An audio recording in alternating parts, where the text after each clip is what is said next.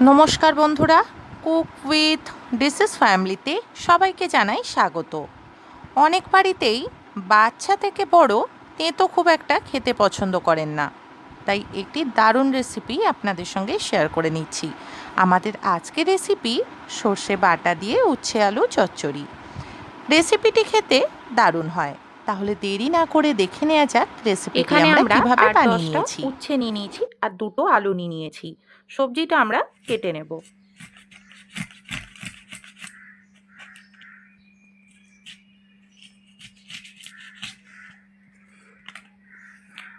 উচ্ছের দানাটা ফেলে দিয়ে উচ্ছেটা আমরা ছোট ছোট করে কেটে নিচ্ছি।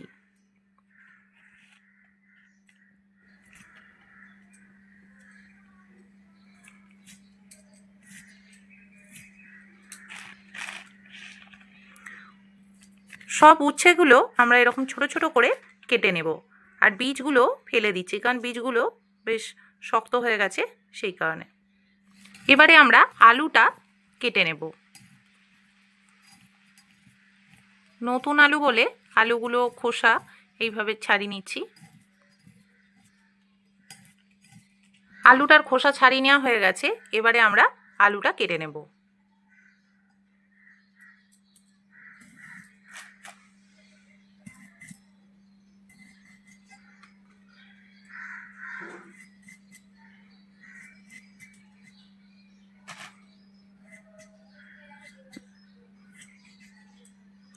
আলুটাও আমরা ছোট ছোট করে ডুমো ডুমো করে কেটে নিয়েছি। বন্ধুরা, এখানে আমরা উচ্ছেগুলো কেটে নিয়েছি, দেখতেই পাচ্ছেন কিভাবে কেটেছি। আর আলুগুলো ছোট ছোট করে ডুমো ডুমো করে কেটে নিয়েছি। এবারে আমরা গ্যাসটা জ্বেলে নেব।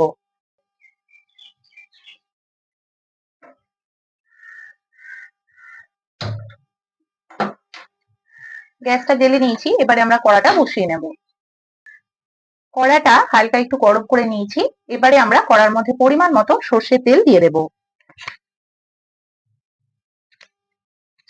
তেলটা গরম হতে দেব। তেলটা গরম হয়ে গেছে, তেলটা একটু কড়ার চারিদিকে ছড়িয়ে নিয়েছি।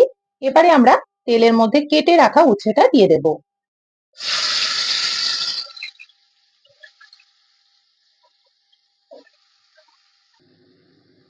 উচ্ছেগুলো তেলের মধ্যে নেড়ে চেড়ে লাল করে ভেজে নেব।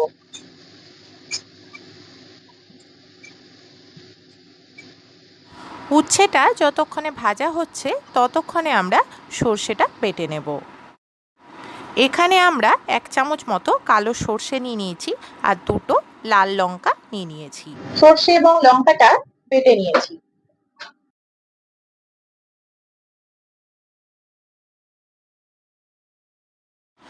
উচ্ছেটা ভাজা হয়ে গেছে, আমরা এর বেশি আর উচ্ছেটা ভাজবো না। এবারে আমরা উচ্ছেটা একটি পাত্রে তুলে নেব।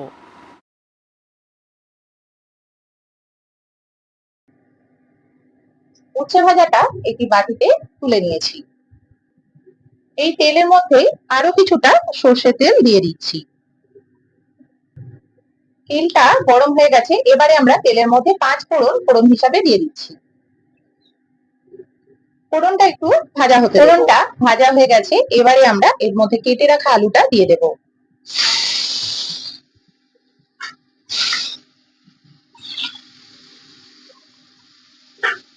আলুটা তেলের মধ্যে লাল করে ভেজে নেব।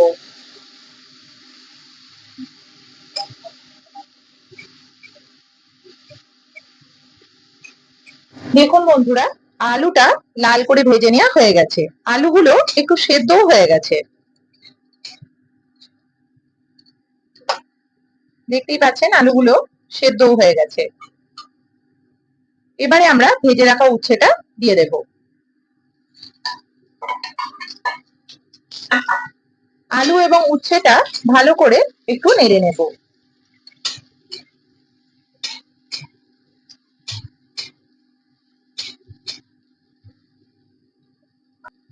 এবারে আমরা পরিমাণ মতো কিছুটা হলুদ গুঁড়ো দিয়ে দিচ্ছি।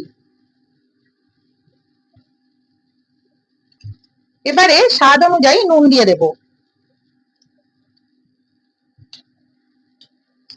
এবারে নুন আর হলুদটা ভালো করে একটু নেড়ে চেড়ে আলু এবং উচ্ছের সঙ্গে মিশিয়ে নেব।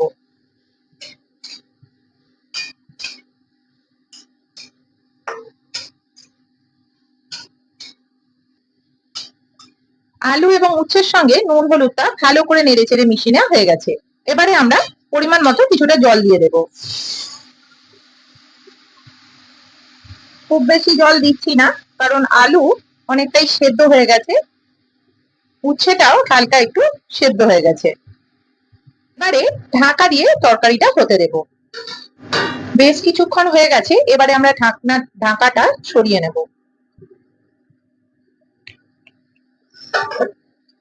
দেখুন, পরিমাণ মতো যে জল দিয়েছিলাম, জলটা অনেকটাই টেনে নিয়েছে, আর আলু এবং উচ্ছেটাও সেদ্ধ হয়ে গেছে।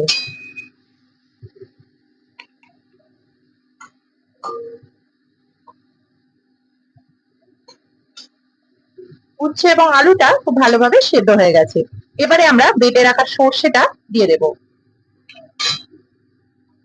এখানে আমরা যে পরিমাণে ঝাল খাই সেই অনুযায়ী দুটো লঙ্কা বেটে দিয়েছি। আপনারা এখানে লঙ্কার পরিমাণটা বাড়াতেও পারেন, আবার লঙ্কা গুঁড়োরও ব্যবহার করতে পারেন। সর্ষে বাটাটা ভালো করে আলু এবং উচ্ছের সঙ্গে নেড়েচেড়ে মিশিয়ে নিচ্ছি।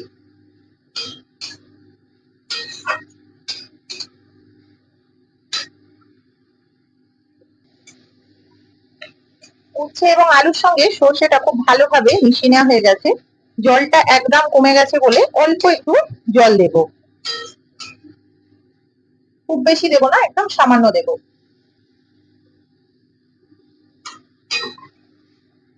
আবারও একটু আলু এবং উচ্ছেটা নেড়ে ছেড়ে দেবো।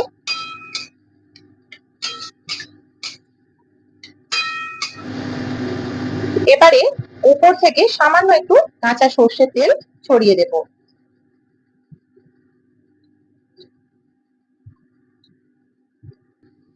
আবারও একটু তেলটা আলু এবং উচ্ছের সঙ্গে নেড়ে ছেড়ে মিশিয়ে নেব।